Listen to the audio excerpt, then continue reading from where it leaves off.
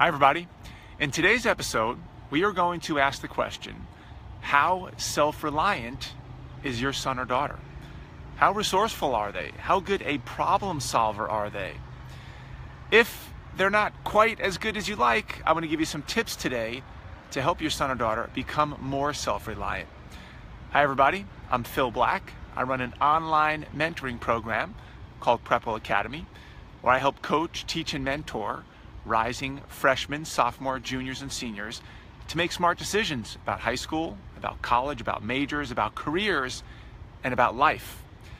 Now, this idea of self-reliance is very important to me, having had a lot of jobs that require a lot of resourcefulness and a lot of self-reliance, like being a Navy SEAL for 6 years, like being an entrepreneur, like being a firefighter, like I am right now. I'm actually on duty right now. These are jobs that require and demand mandatory high levels of self-reliance and resourcefulness.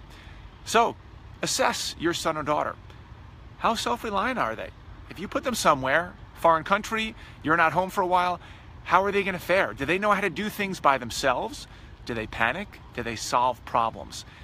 Now this week, all of my PrepWellers, now I think just the freshmen and the sophomores, it's self-reliance week for them. So I have challenged them to do something that they wouldn't normally do around the house.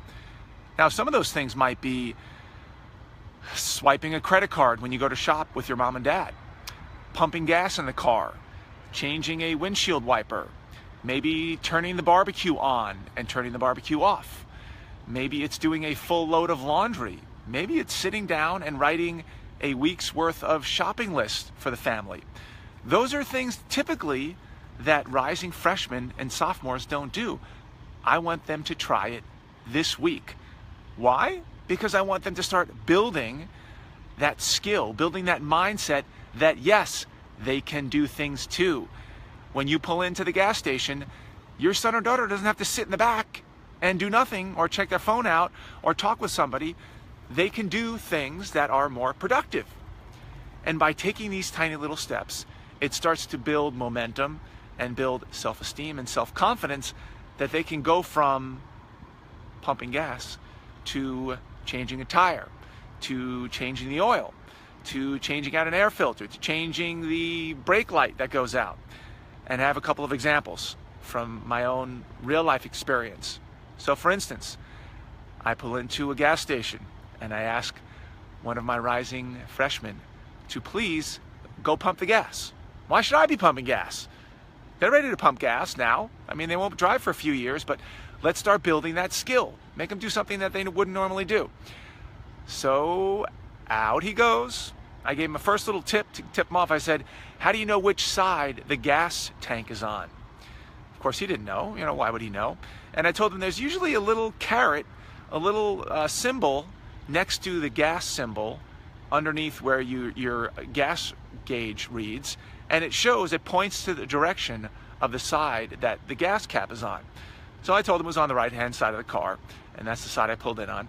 So he walks around the other side, and it takes him a little while to actually find the gas cap. And then he finds it, and it's locked. Doesn't know what to do. Mystified. That's okay. That's what we're looking for. We're looking for that brain to start cranking down and problem solving. So he gives it a good 20 seconds and finally says, Dad, it's locked. I don't know how to open it. I said, all right, come around this side.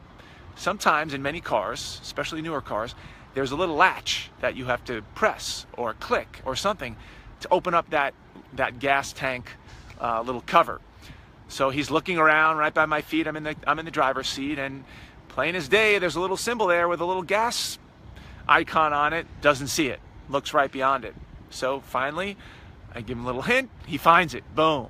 Opens it up. Walks back around. Is having a hard time getting the gas cap off. I said, you're going to have to put a little muscle into it, big fella. Put a little muscle into it.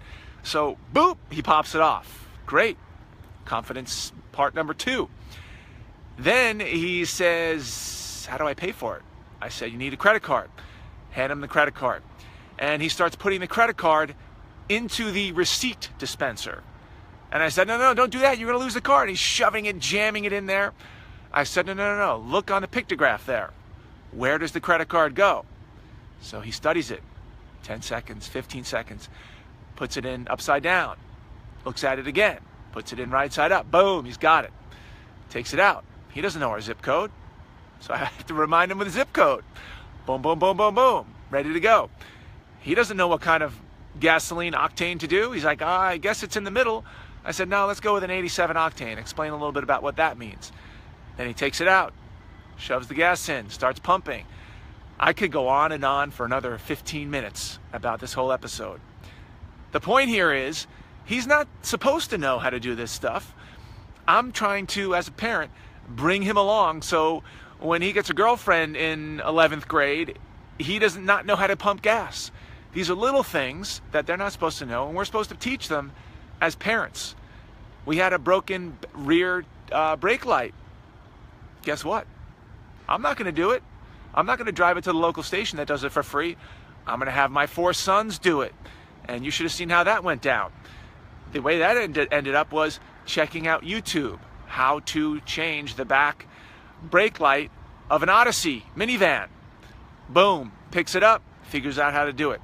Those things repeated over and over and over again. The cumulative effect is that your son or daughter is going to feel more confident. They're going to be more worldly.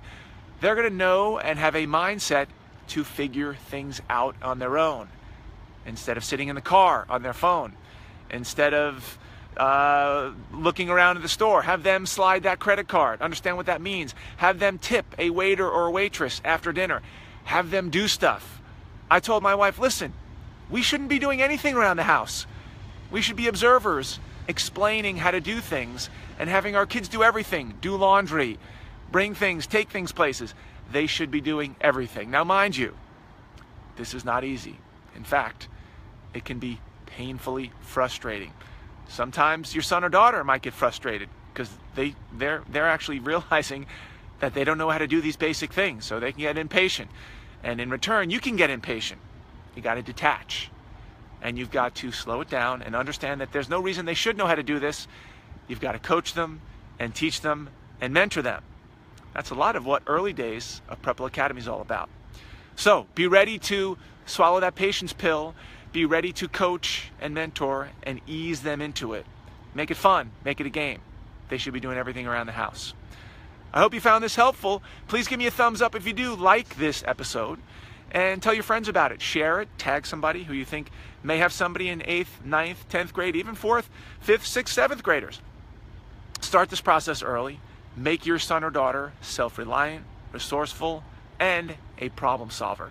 Come join us at PrepWellAcademy.com, where we teach your son or daughter these things and a whole lot more. Put down a topic that you'd like me to cover down in the notes below, and I'll do my best to knock it out. Thanks for joining. I've committed to coming to you live every day of the summer to try to give you a little tip, a little hint, a little nudge, a little prompt, a little motivation, to give you something to do with your son or daughter to help them become a better person, a more well-developed person, a more whole person, student, friend, son, daughter, and butt kicker. Thanks for joining, and we'll see you tomorrow.